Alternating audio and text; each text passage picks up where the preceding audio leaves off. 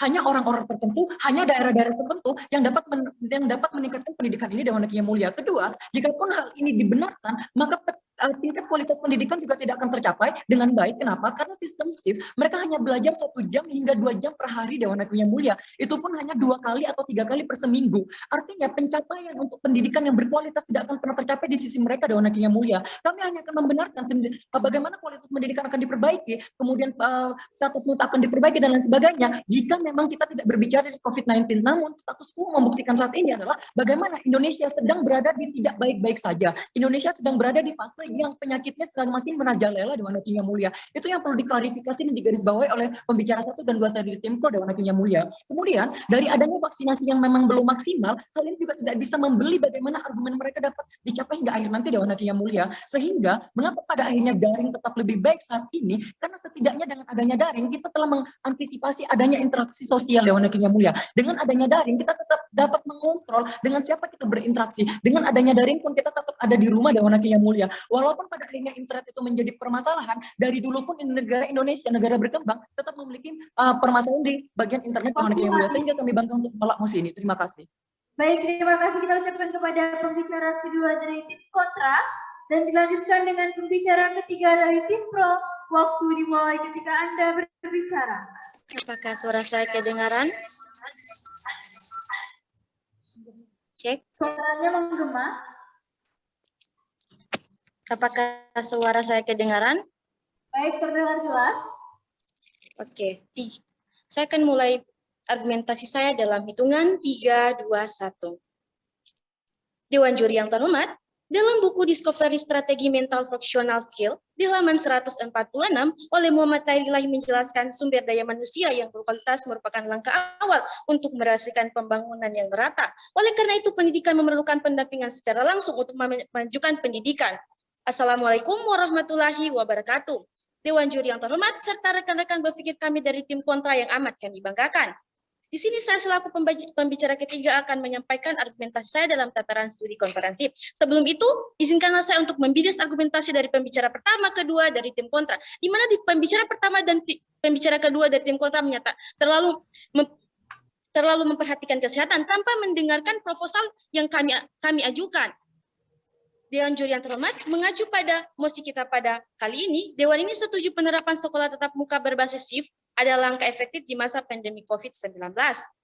Dewan juri yang terhormat, mengutip Vistopos laporan UNICEF pada Agustus 2020 menyebutkan lebih dari 1 miliar siswa harus putus sekolah akibat penerapan pembelajaran secara online. Bisa kita lihat oleh angka putus sekolah pada saat ini, terutama di pelosok desa yang tidak terpapar jaringan. Dewan juri yang terhormat, bisa kita lihat sudah ada 15% di daerah Indonesia yang menerapkan pembelajaran secara tatap muka. Salah satunya di daerah Depok, pada Dinas Pendidikan Kota Depok menerapkan sistem shift dalam pembelajaran tatap muka. Nantinya Dinas Pendidikan Kota Depok menerapkan protokol kesehatan yang memadai, mulai dari tempat cuci tangan yang memadai, pengecekan suhu sebelum masuk ke dalam sekolah, dan setiap pelajar yang masuk ke sekolah dibatasi hanya 15% karena telah terbagi shift menjadi 1 minggu 3 kali. Dewan juri yang terhormat, masuk dalam argumentasi saya yang kedua, seperti yang dijelaskan oleh Menteri Pendidikan dan Menteri Kebudayaan mengemukakan, Indonesia tertinggal dari negara-negara Asia Timur Pasifik lainnya yang telah lebih dahulu membuka pembelajaran secara tatap muka. 23 negara di kawasan Asia Pasifik, 80% telah membuka pembelajaran secara tatap muka. Dewan juri yang terhormat, bisa kita lihat perbandingan pada saat ini, di daerah Indonesia baru 15% yang membuka pembelajaran secara tatap muka. Bisa dibandingkan dengan Amerika Serikat. Amerika Serikat adalah negara yang paling parah terpapar COVID-19, akan tetapi negara Amerika Serikat lebih tinggi angka pembukaan sekolah, yaitu 40%. Dewan juri yang terhormat, bisa kita lihat survei yang dilakukan Komisi Perlindungan Anak atau KPAI, terdapat 76% yang setuju pelajar bahwa pembelajaran tatap muka dibuka kembali. Terdapat 10% yang tidak setuju dan 12% yang ragu-ragu. Bisa kita lihat di sini Dewan juri yang terhormat, terdapat 78% yang setuju. Tidak perlu saya jelaskan, tentu dari tim kontra bisa melihat 70% dibandingkan dengan 10%. Dewan juri yang terhormat, langsung saja masuk pada tawaran proposal kami. Maaf. Maksud proposal kami yang pertama, sekolah tatap muka berdasarkan zona. Yang pertama, zona kuning dan zona hijau. Dewan Juri yang terhormat, yang dimaksud dengan zona kuning, di mana penerapan sekolah tatap muka diterapkan pada zona kuning, yaitu di mana daerah yang terpapar COVID di suatu daerah tapi tidak terlalu banyak. Masuk pada zona hijau. Zona hijau adalah zona di mana daerah tersebut tidak terpapar COVID.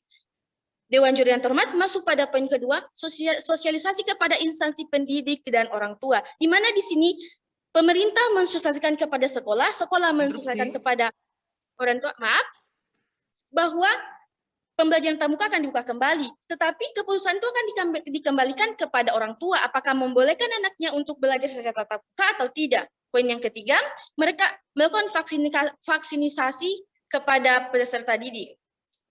Tentu teman-temanku dari tim kontra sudah tahu apa yang dimaksud dengan vaksinasi. Sekian dari saya.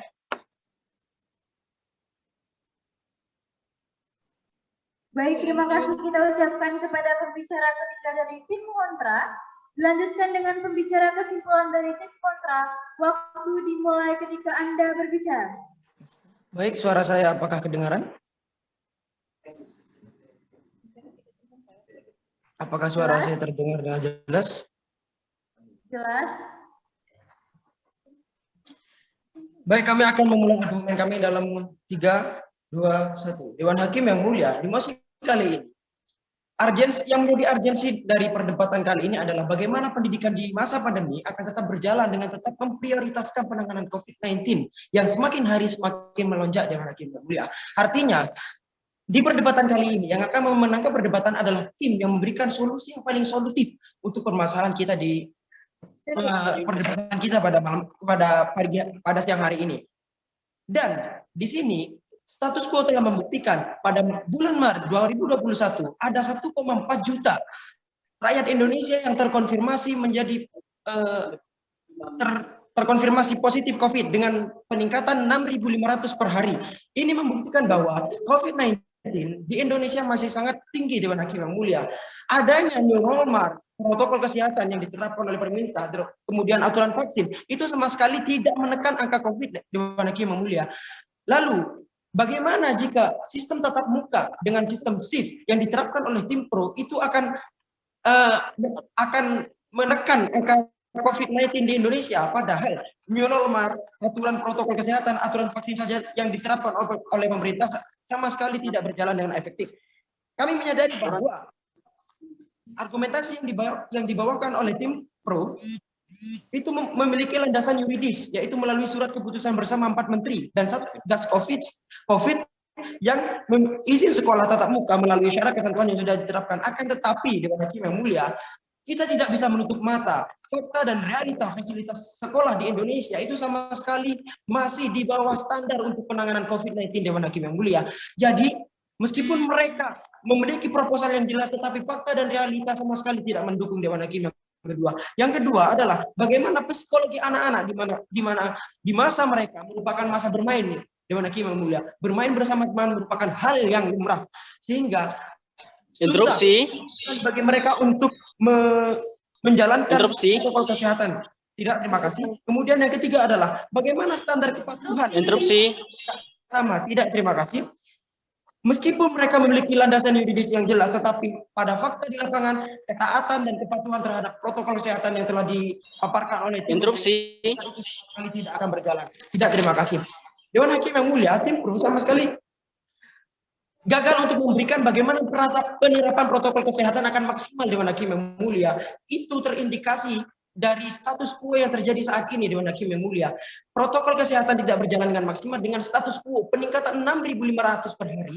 Itu merupakan bukti bahwa protokol kesehatan tidak maksimal. Bagaimana jika sistem shift ini diterapkan?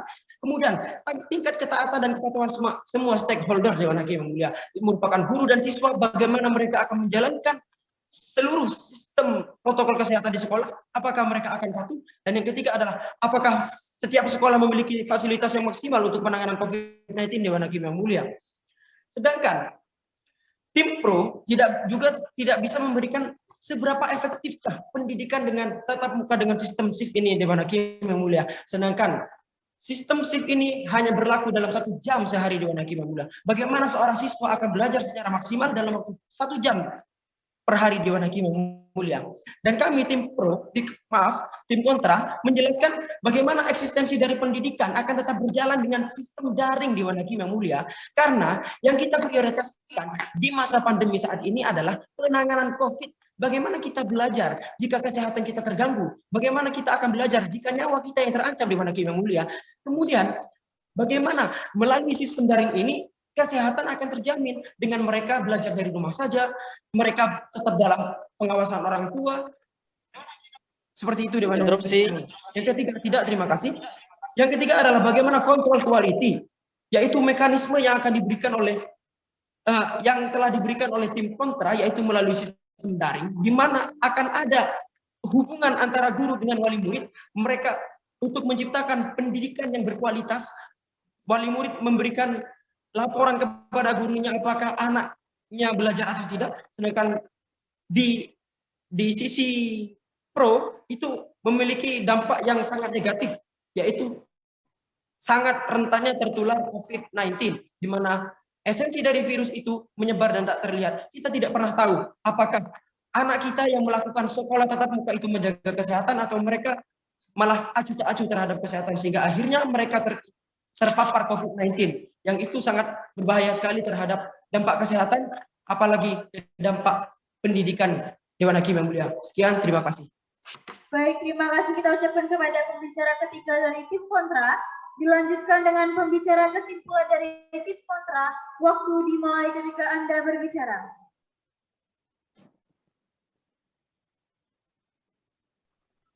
Sebelumnya, apakah suara saya terdengar dengan jelas? Jelas.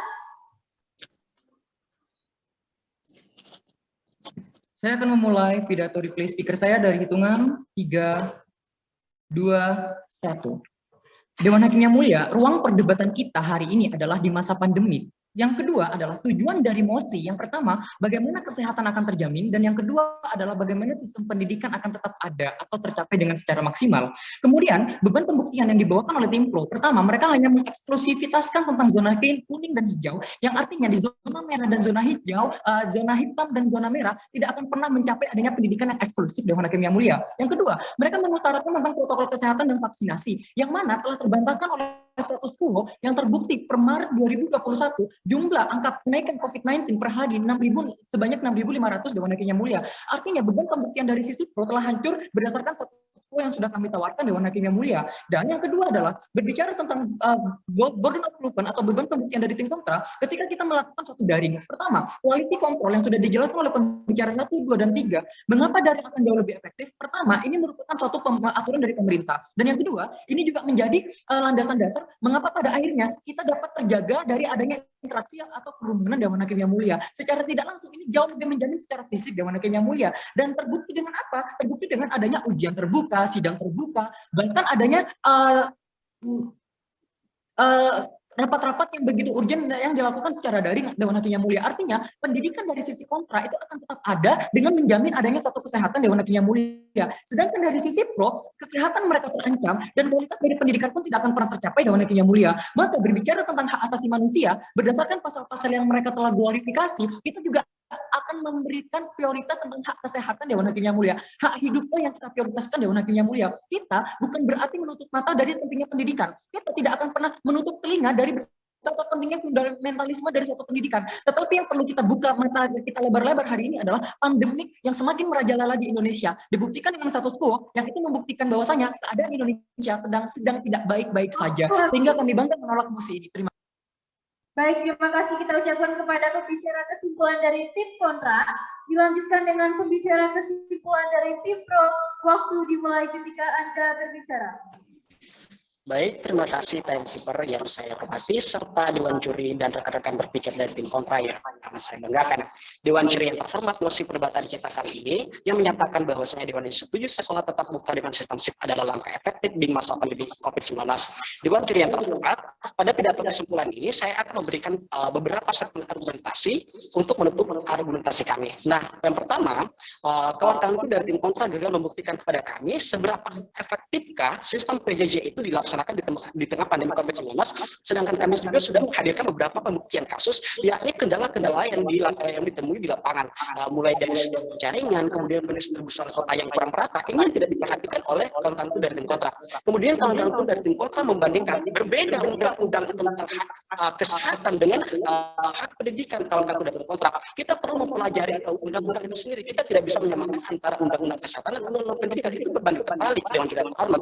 Kemudian secara tidak langsung pembicara kedua juga mengamini bahwa internet itu bermasalah di seluruh dunia, dan secara tidak langsung kawan-kawan sudah menyetujui musim perdebatan kita kali ini bahwa harus ada sistem pembelajaran secara tatap muka, karena dalam teori behavioristik itu bahwa sistem pembelajaran itu harus dilakukan secara interaksi, artinya harus menghasilkan stimulus dan respon dari jaringan hormat. Kalaupun kita hanya laksanakan secara daring Dewan Juri Hormat, ini tidak akan menghasilkan yang namanya stimulus dan respon Dewan Juri Hormat. Itu yang tidak diperhatikan kawan-kawanku dari tim kontra. Oleh karena itu kami juga sudah memberikan perbandingan proposal, yakni pembagian zona wilayah yang kita sudah identifikasi yang sudah kami bagikan tadi, mulai dari Pemda, kemudian sekolah, dan sampai turunannya ke bawah sudah jelaskan juga, dan kemudian bagaimana penerapan protokol kesehatan di sekolah itu sendiri, dan sistem SIP itu adalah bagaimana kita melakukan sistem SIP itu adalah pembelajaran yang dilakukan selama 1 jam, kemudian bergiliran Dewan Juri Terhormat. Kemudian yang dikhawatirkan itu ada yang lain tidak mendapatkan pendidikan Dewan Juri Terhormat, itu adalah kekhawatiran yang hanya berpikir hanya berdasarkan perbahasa angka saja Dewan Juri Terhormat. Sekali lagi kami menegaskan bahwa kami sangat setuju dengan mosi perdebatan kali ini dengan standing posisi tim pro. Terima kasih. Baik, terima kasih kita ucapkan kepada pembicara kesimpulan dari tim pro, dan terima kasih kami ucapkan kepada kedua tim yang sangat luar biasa. Kita lanjutkan perdebatan kita di kloter ke-6, di mana Universitas Indonesia berkedudukan sebagai tim pro melawan Universitas Bogor berkedudukan sebagai tim kontra. Dengan mosi perdebatan, Dewan ini setuju peningkatan pelayanan pendidikan lebih utama daripada peningkatan keterampilan masyarakat. Perdebatan dimulai dari pembicara pertama dari tim pro.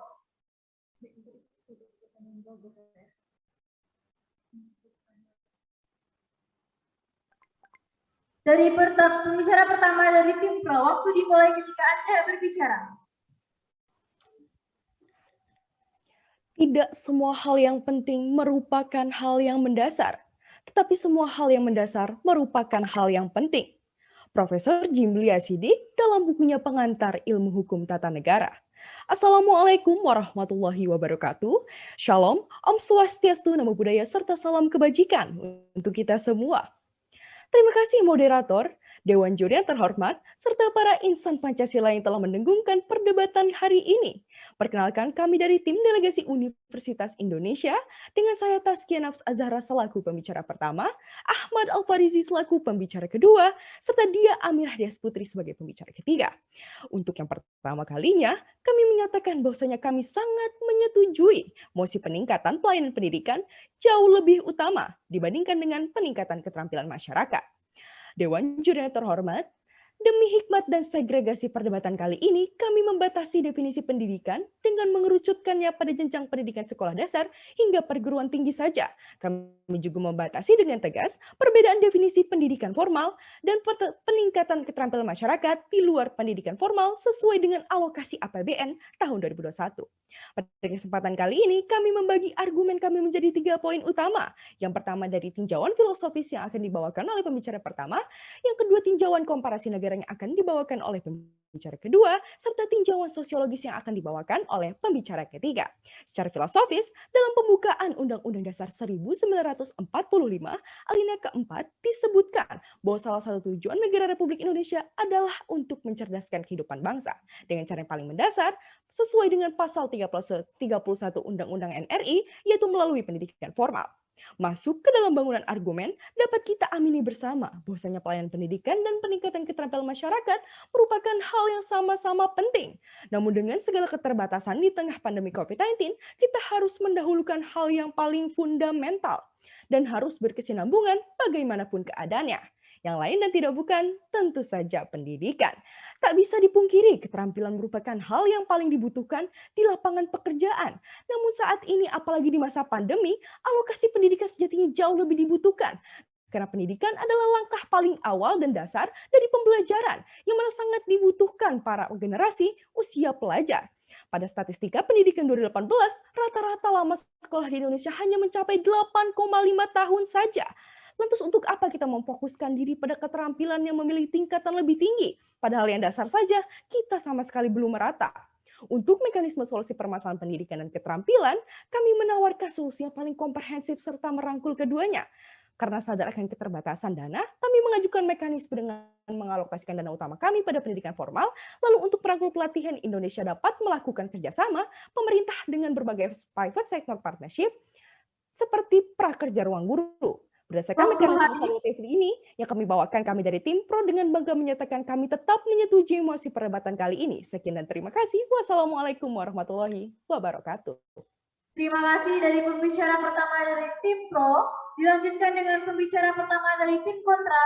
Waktu dimulai ketika Anda berbicara.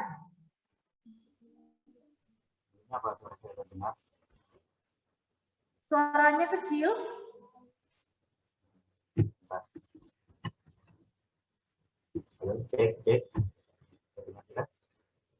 Suaranya masih kecil.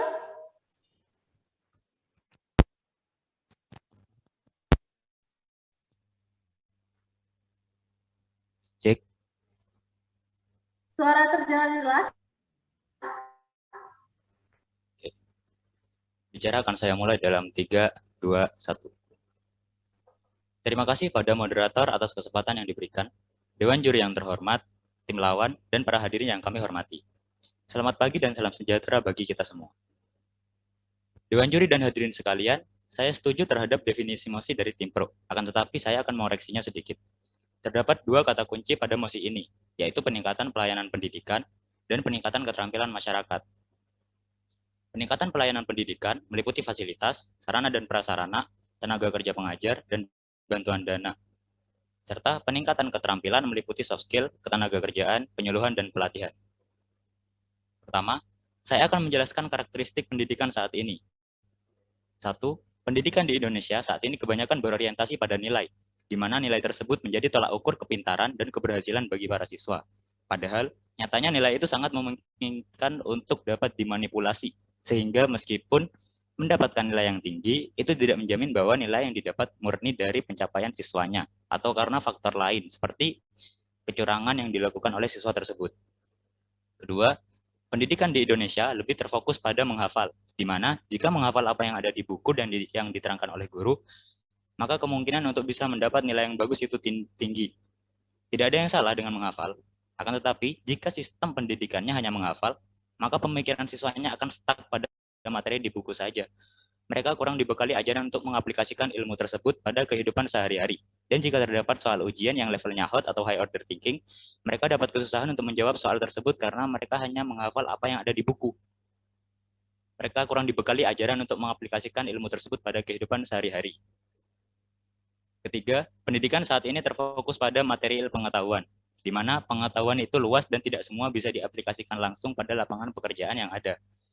Yang dimana saat ini yang paling dibutuhkan oleh masyarakat adalah lapangan pekerjaan. Dikarenakan saat ini terdapat banyak pengangguran dan permasalahan ekonomi negara yang kian bertambah parah. Maka dari itu, aman bagi saya untuk menyampaikan bahwa alasan munculnya mosi ini dikarenakan pada status quo saat ini, sarana dan prasarana pelayanan pendidikan di Indonesia sudah cukup banyak seperti sekolah, kampus, laboratorium, perpustakaan, maupun bimbingan belajar baik itu online atau offline. Namun, adanya balai pelatihan keterampilan bagi masyarakat kurang merata. Balai pelatihan juga seringnya dibentuk oleh lembaga kementerian, bukan pemerintahan daerah. Sehingga di tiap daerah tidak selalu ada balai pelatihan untuk menunjang keterampilan masyarakatnya. Padahal hal itu yang dibutuhkan masyarakat pada kondisi ekonomi Indonesia sekarang yang sedang terpuruk ini.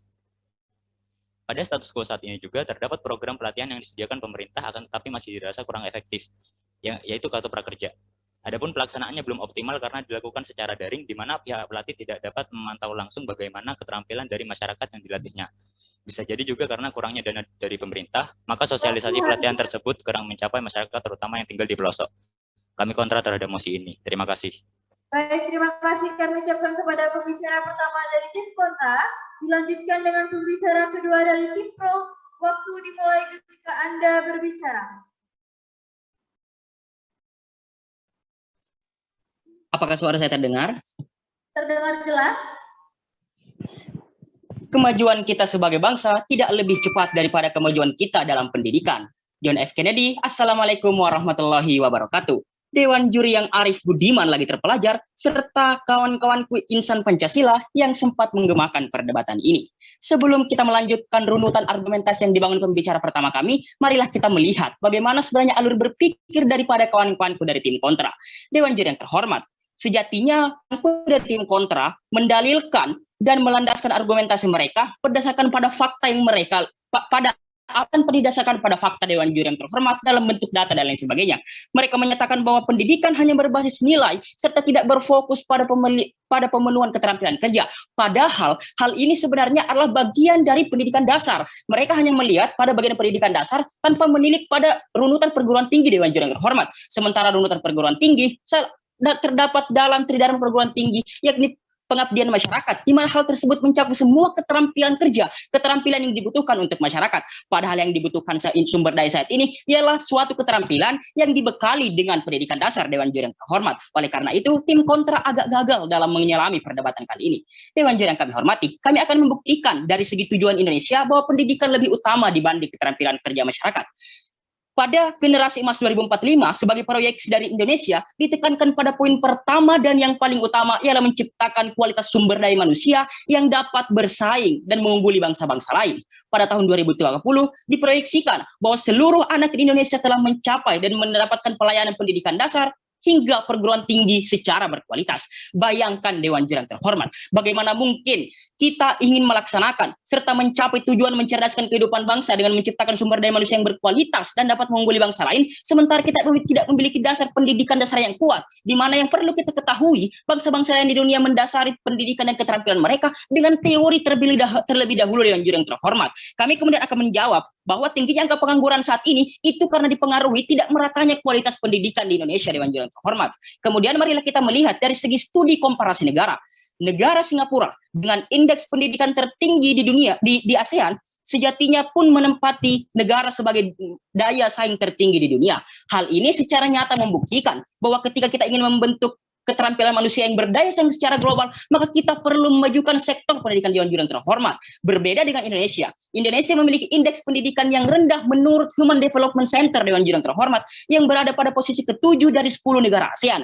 Hal ini pun menunjukkan bahwa Indonesia berada posisi ke-6 tingkat daya saing negara di negara ASEAN.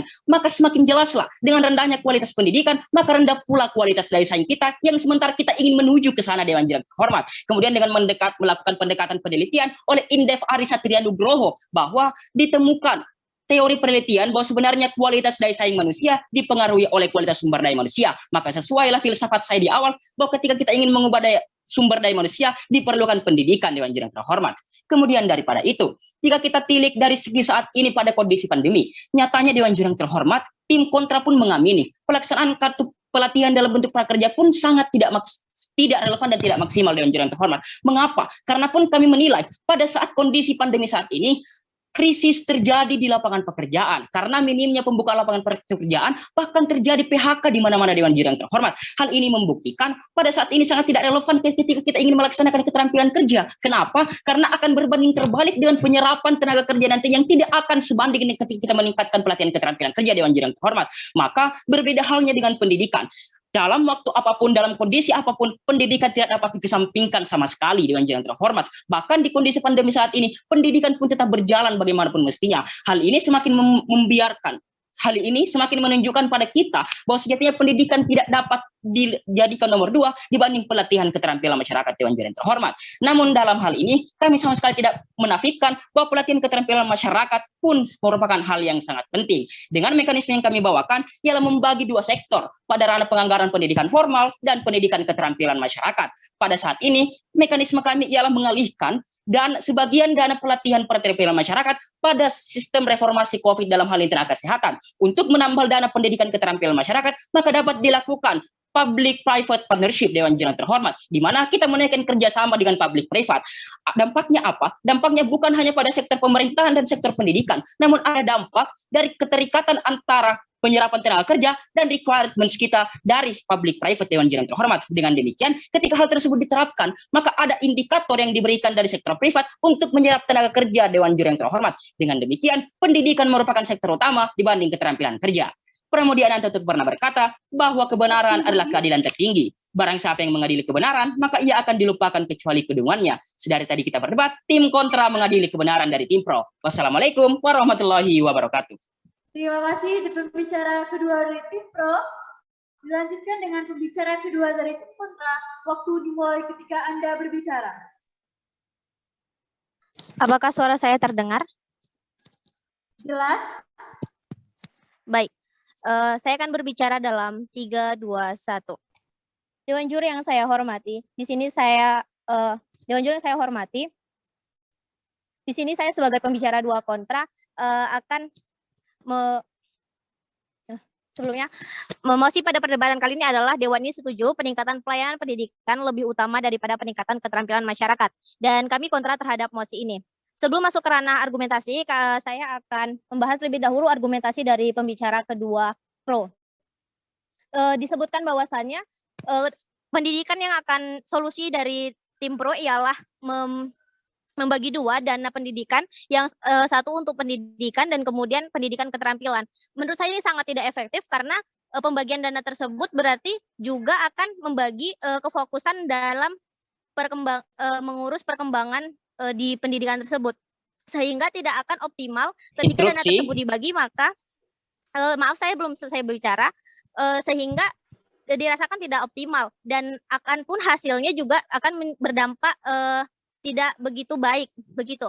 Tentang keterikatan publik privat, hal tersebut saya nilai juga tidak efektif. Bagaimana ketenaga kerjaan akan direkrut, padahal kita tahu bahwasannya dalam pekerjaan dibutuhkan keterampilan yang spesifik dan soft skill yang baik juga, sehingga ketika kita hanya berfokus kepada peningkatan pelayanan pendidikan, maka hal tersebut dinilai kurang efektif dan rasa-rasanya kurang bisa berdampak dengan baik.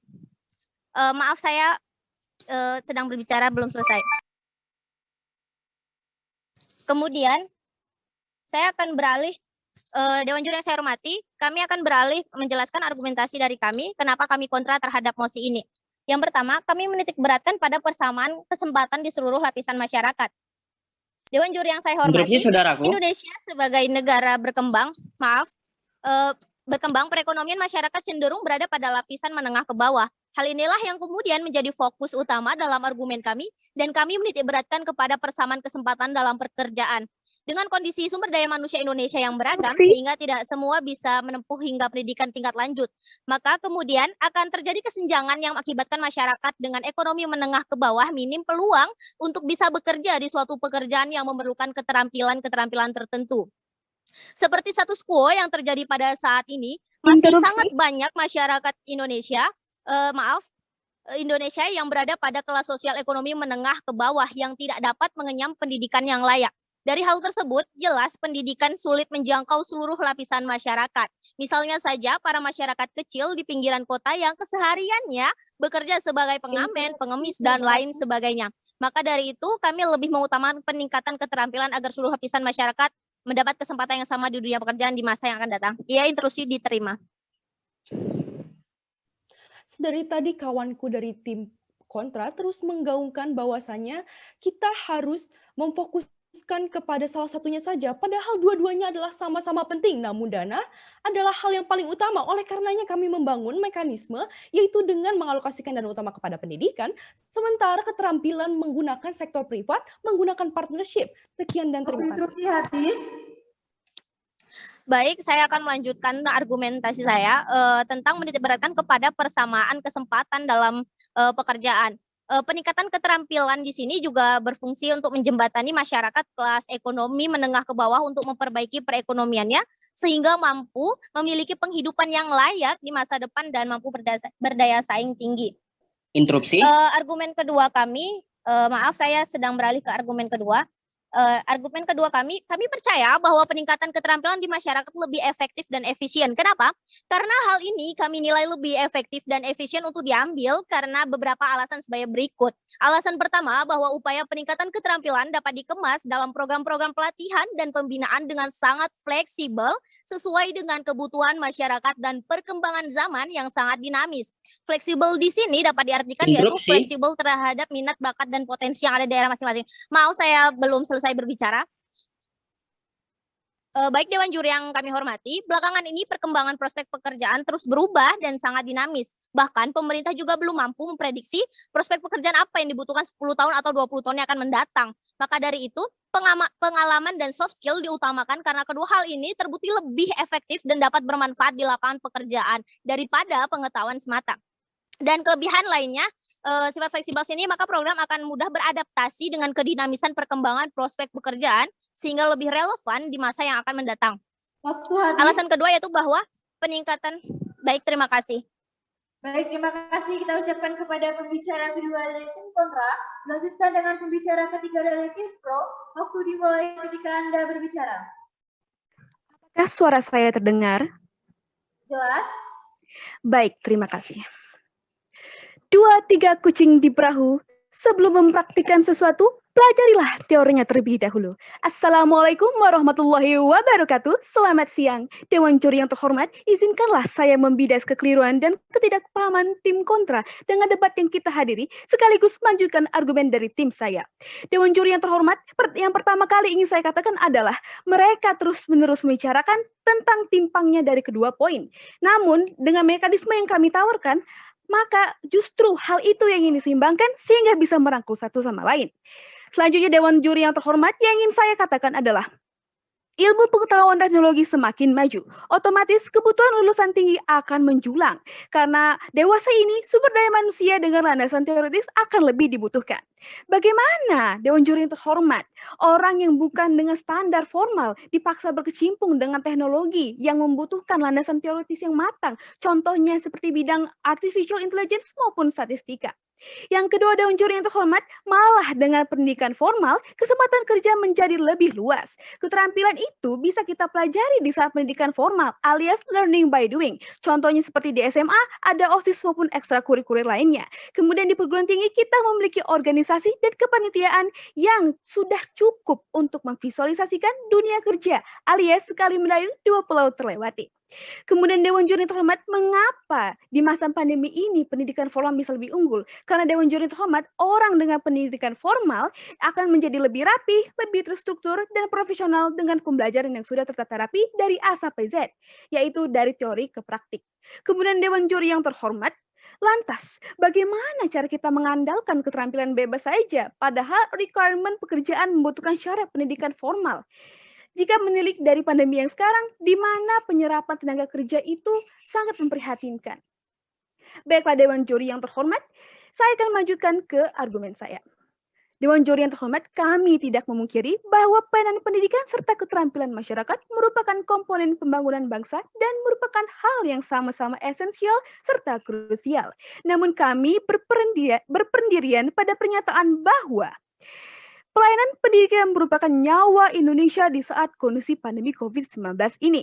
Seperti yang telah disampaikan oleh pembicara pertama dan pembicara kedua saya, bahwa memprioritaskan pendidikan di masa ini adalah sebuah keniscayaan. Budi Santoso, pengamat pendidikan dari Universitas Gadjah Mada, berpendapat bahwa kondisi pembelajaran jarak jauh atau PJJ menyebabkan learning loss atau hilangnya minat belajar karena tidak ada interaksi konkret kepada para pelajar. Oleh karena itu Dewan Juri yang terhormat, pemerintah sendiri pun jelas sudah menggencarkan upaya-upaya agar PJJ tidak berujung kepada learning loss semaksimal mungkin. Seperti pemberian bantuan kuota, pembagian ponsel gratis, maupun adanya rencana-rencana pembelajaran hybrid, yakni campuran dari daring dan luring yang segera dikonkretisasi agar pelajar bisa merasakan semangat belajar kembali di ruang kelas.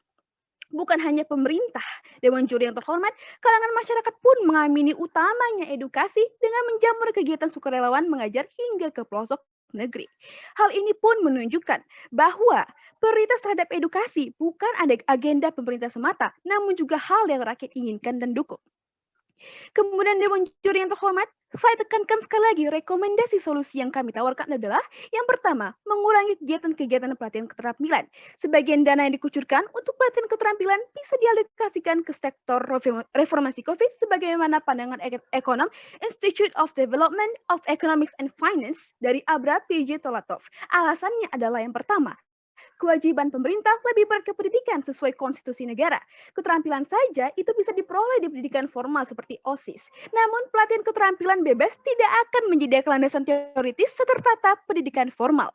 Dewan Juri yang terhormat, kita tidak tahu kapan pandemi ini akan usai dan pendidikan saja tidak boleh terputus sokongannya.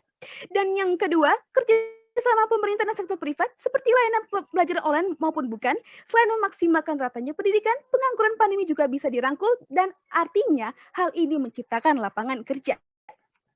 Dewan Juri yang terhormat, dari sini saya kembali menegaskan bahwa kami sebagai tim pro tetap pada pendirian kami untuk mempercayai bahwa pelayanan pendidikan lebih utama untuk diprioritaskan daripada keterampilan masyarakat. Tapi bukan berarti kami mengesampingkan pelatihan masyarakat. Dewan Juri yang terhormat, pendidikan bagai akar yang menjulang dari bawah tanah. Jika dimatikan, maka struktur tubuh dari sebuah tumbuhan akan tumbang. Sekian dari saya. Wassalamualaikum warahmatullahi wabarakatuh. Selamat siang. Baik, terima kasih kepada pembicara ketiga dari tim pro dan dilanjutkan dengan pembicara ketiga dari tim kontra. Waktu dimulai ketika Anda berbicara. Apakah suara saya terdengar? Jelas? Bicara akan saya mulai dalam 3, 2, 1. Seperti yang sudah disebutkan oleh tim kontra dari kami, bahwasanya peningkatan keterampilan akan lebih efektif dan efisien. Mengapa demikian? Karena waktu yang dibutuhkan untuk melakukan pelatihan keterampilan akan lebih singkat daripada pendidikan. Hal itu juga berpengaruh kepada kebijakan kita dapat mengevaluasi hasil tersebut. Apabila pendidikan, kita masih harus menunggu beberapa tahun agar mereka lulus dan melihat bagaimanakah tingkah laku mereka di masyarakat, biar kita bisa mengevaluasinya nanti. Nah, sedangkan pada keterampilan, waktu yang dibutuhkan hanyalah relatif singkat, hanya beberapa bulan atau mungkin hanya minggu saja. Nah, dari situ kita sudah bisa mengambil hasil yang cukup bagus. Kita sudah bisa melihat perkembangan penyerapan kerja dalam masyarakat. Nah, di sini tadi tim pro menyebutkan bahwa akan menyeimbangkan keduanya. Tapi disebutkan juga bahwa mereka akan mengurangi dana guna pelatihan keterampilan. Nah, padahal sesuai yang dijelaskan oleh pembicara satu tim kontra kami, bahwa pelayanan pendidikan meliputi sarana, prasarana, laboratorium seperti sekolah, kampus, atau dan lainnya. Nah, padahal seperti yang kita tahu, hal tersebut, maaf saya masih bicara, hal tersebut sudah banyak terdapat di Indonesia. Sudah banyak fasilitas seperti sekolah, seperti kampus, seperti laboratorium, seperti perpustakaan. Namun, balai pelatihan masih minim ada di tiap-tiap daerah. Mengapa? Karena memang disediakan oleh kementerian, bukannya oleh pemerintah daerah, sehingga penyebarannya kurang merata. Interupsi. Sehingga dari sini kita bisa ambil kesimpulan bahwa seharusnya dana lebih banyak digelontorkan kepada keterampilan masyarakat dengan membentuk balai-balai penelitian yang ada. Karena apa? Karena pelayanan pendidikan sudah banyak terdapat di dalam masyarakat, sehingga kita perlu meningkatkan keterampilan masyarakat itu sendiri. Yang selanjutnya, program pelatihan yang disediakan pemerintah masih kurang. Hal ini disebutkan juga oleh pembicara satu tim kontra dari pihak kami. Seperti adanya praktek daripada kartu prakerja. Kartu prakerja memang masih bisa kita bilang kurang optimal. Mengapa? Karena masih banyak disalahgunakan oleh banyak pihak tertentu. Oleh karena itu perlu bagi kita untuk membangun balai-balai penelitian di tiap daerah. Tiap-tiap Pemda akan memegang balai pelatihan agar bisa meningkatkan kualitas keterampilan masyarakat. Mengapa? Karena jika hanya pendidikan saja, pendidikan hanya mempelajari ilmu secara teoritis, sedangkan keterampilan praktek langsung dalam kerja. Seperti yang disebutkan oleh pembicara dua kami, bahwa kebutuhan kerja dan zaman itu sangat dinamis, seringkali berubah. Ketika mereka lulus dari sekolah, maka yang dibutuhkan oleh dunia, yang dibutuhkan oleh zaman sudah berubah, beda dengan apa yang mereka pelajari di sekolah. Sehingga perlu adanya di sini pemantapan skill mereka untuk dapat bekerja sesuai dengan zaman dalam waktu yang itu melalui keterampilan masyarakat. Ya, silakan. Kenapa sejak tadi Anda terus-terusan menggaungkan seolah-olah pendidikan formal tidak mengajarkan tentang skill dan keterampilan lainnya? Oke, terima kasih. Jadi kurikulum yang sekarang seperti yang kita tahu materinya pun hanya bersifat akademis. Adapun materi atau kurikulum yang diajarkan seperti yang disebutkan oleh pembicara satu kami, bersifat hafalan, bersifat teoritis. Nah, di sini masih kurang diajarkan mengenai problem solving, critical thinking, atau analisis masalah. Sehingga di sini bisa jadi tolak ukur bahwasanya pembelajaran yang dianut di dalam sistem persekolahan masih kurang efisien, masih kurang optimal bagi mereka yang tinggal di dunia yang sangat dinamis, di mana kebutuhan kerja sangat dinamis, berubah seiring waktu, akan terus bergeser. Interupsi, saudaraku. Ya, silakan. Lalu, saudaraku, bagaimana tim Anda bisa yakin bahwa tenaga kerja itu bisa terampil dengan landasan teoritis? Bagaimana dengan keterampilan yang bisa dilatih di pendidikan formal seperti di organisasi-organisasi seperti OSIS, lomba-lomba, maupun organisasi ekstrakurikuler lainnya? Oke, terima kasih. Pengalaman seperti OSIS pun juga tidak bisa berjalan optimal di semua daerah. Terdapat sekolah-sekolah di luar sana, sekolah-sekolah pelosok yang kualitas pendidikannya juga masih rendah. Nah, di situ untuk memperbaikinya, sebenarnya pelayanannya sudah cukup, namun apa yang salah dalam pendidikan ini? Yang salah adalah sistemnya. Sehingga sesuai dengan MOSI, peningkatan pelayanan pendidikan itu kurang dibenarkan, namun yang dibenarkan adalah peningkatan keterampilan masyarakat. Sedangkan untuk pendidikan yang lebih tepat adalah perbaikan sistem pendidikan, di mana materi yang diajarkan ialah analisis, critical thinking, dan problem solving. Nah, jadi di sini mungkin pada worst case kami, kualitas SDM masyarakat akan tetap rendah, namun keterampilan akan meningkat. Sehingga apa? Sehingga daya serap mereka terhadap lapangan pekerjaan akan meningkat pula, dan tentu akan memberi pengaruh positif pada perekonomian negara. Sekian dari kami. Kami menyatakan kontra terhadap mosi ini. Assalamualaikum warahmatullahi wabarakatuh. Baik, terima kasih kita ucapkan kepada pembicara ketiga dari tim kontra. Dilanjutkan dengan pembicara kesimpulan dari tim kontra. Waktu dimulai ketika Anda berbicara.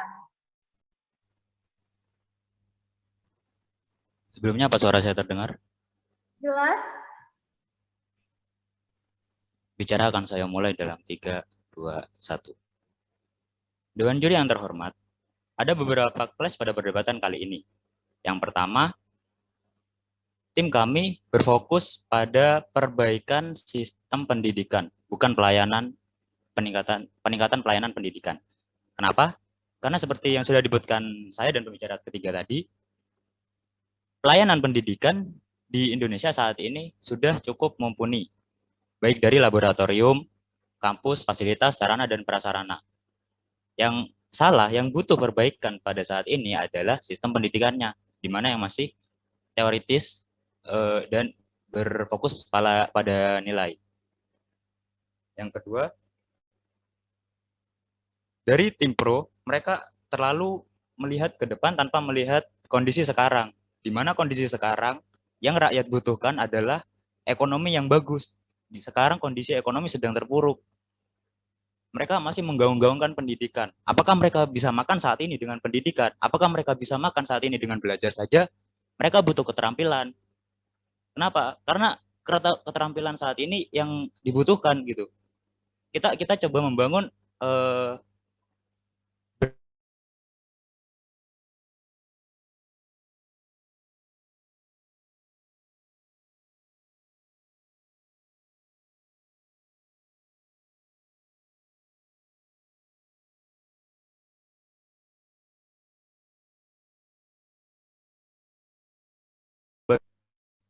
pembagian dana pada pendidikan dan keterampilan akan dibagi. Menurut saya itu tidak perlu, karena pendidikan saat ini seperti yang mereka bilang, para siswanya kurang memiliki minat dalam belajar karena saat ini masih dalam status daring atau dalam jaringan. Kesimpulannya, kami kontra terhadap mosi ini. Terima kasih. Habis. Baik, terima kasih kepada pembicara kesimpulan dari tim kontra. Dilanjutkan dengan pembicara kesimpulan dari tim pro. Waktu dimulai ketika Anda berbicara. Pancasila adalah dasar negara kami. Haruslah kita junjung tinggi. Debatlah boleh ada argumentasi, tetapi harus bisa menghadirkan solusi. Dewan juri yang terhormat, sangat disayangkan. Pihak kontra hingga kini belum menjawab argumentasi utama kami, yaitu tidak adanya jaminan pelatihan keterampilan bisa langsung diserap di lapangan pekerjaan. Lalu apabila melihat kenyataan lebih lanjut, masa pandemi ini bisa dilihat bahwa masyarakat yang terkena PHK adalah orang yang tidak mengenyam pendidikan formal. Dalam closing statement kali ini, Kami telah merangkum argumentasi yang disampaikan oleh pembicara pertama, kedua dan ketiga dalam 2 poin mengapa kami sangat menyetujui peningkatan pelayanan pendidikan jauh lebih utama dibanding peningkatan keterampilan masyarakat. Bahwa yang pertama jelas, dengan skala keterbatasan di tengah pandemi COVID-19, kita harus mendahulukan hal yang paling fundamental dan harus berkesinambungan bagaimanapun keadaannya. Yang lain dan tidak bukan adalah pendidikan. Pendidikan harus terus sambung menyambung ke tiap generasi dan akan menjadi malapetaka apabila tidak ada regenerasi.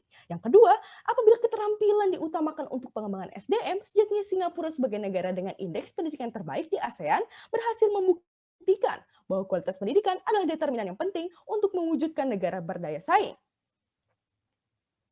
Dewan Juri yang terhormat, sangat disayangkan kembali dalam perdebatan kali ini tim kontra telah gagal menggoyahkan keyakinan kami untuk mengingkari mosi perdebatan kali ini.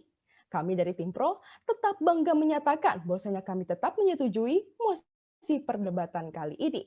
Baiklah, untuk penutup, izinkanlah saya untuk menutupnya dengan sebuah pantun. Undang-Undang Dasar adalah pilar negara kita. Haruslah kita junjung setinggi awan. Pendidikan formal untuk siswa haruslah yang paling diutamakan. Sekian dan terima kasih. Wassalamualaikum warahmatullahi wabarakatuh. Om Shanti Shanti Om. Terima kasih kepada pembicara kesimpulan dari tim Pro. Maka dengan ini kita telah menyelesaikan sampai dengan perdebatan kuarter ke-6. Kami berikan